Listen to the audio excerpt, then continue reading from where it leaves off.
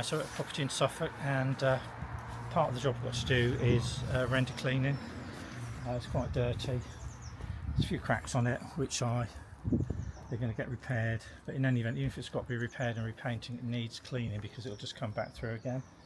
So what we're using on this, using our extendable poles again, using what I call my dirty brush. It's an old brush, about 20 years old, that one, and we're using 3% hypochlorite, sodium hypochlorite on there with a surfactant to give it the frothy flavour, and just taking the time up and down, diagonally and horizontally across to make sure that I get everything.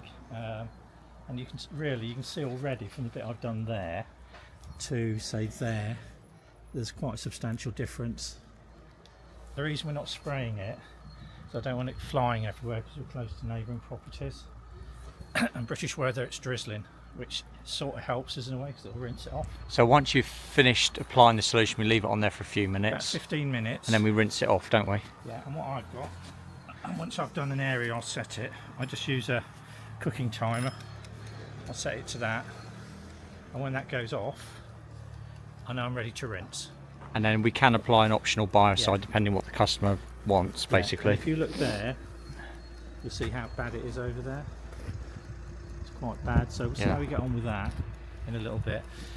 Your hypochlorite must be in date. If you've got anything that's been sat for weeks or months on your shelf, don't use it. It's got to be fresh. And once it's opened, don't even bother using it. It won't be any good. We're using 14 to 15% hypochlorite, and the company we're using is an excellent company called Jennycam.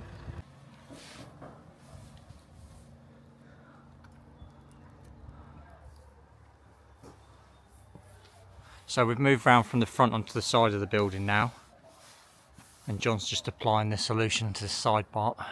So you see at the top there with that old TV earlier at this. Yeah. We can use some chemical called oxalic acid To get rid of those stains. and it turns the rust into water soluble particles, so we can just rinse it off, and we'll do that in a little bit. We're really the same processes around the side. Yeah.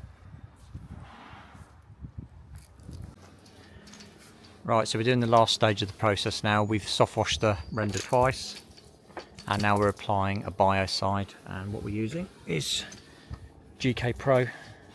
Very good stuff. In fact, on its own it's enough to clean the render, etc. It's very low pressure, bar our trolley. This will just complete the job, and it will continue cleaning and stop any mould, etc. coming back, and any staining.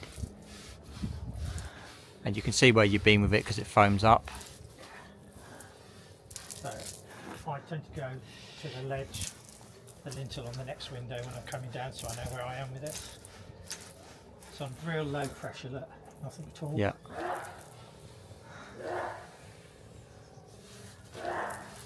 And I've used it before several times, and you can actually see when you're using it Where you've been, yeah. And also, as John says, it cleans as you're using it. It's quite remarkable stuff.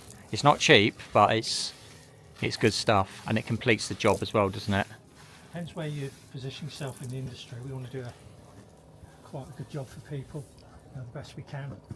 So we use The best chemicals. best chemicals, basically. Simple as that, and we make sure we've got all the right equipment so we can do the job properly for people. As simple as that. So that's our render cleaning. Thanks for watching.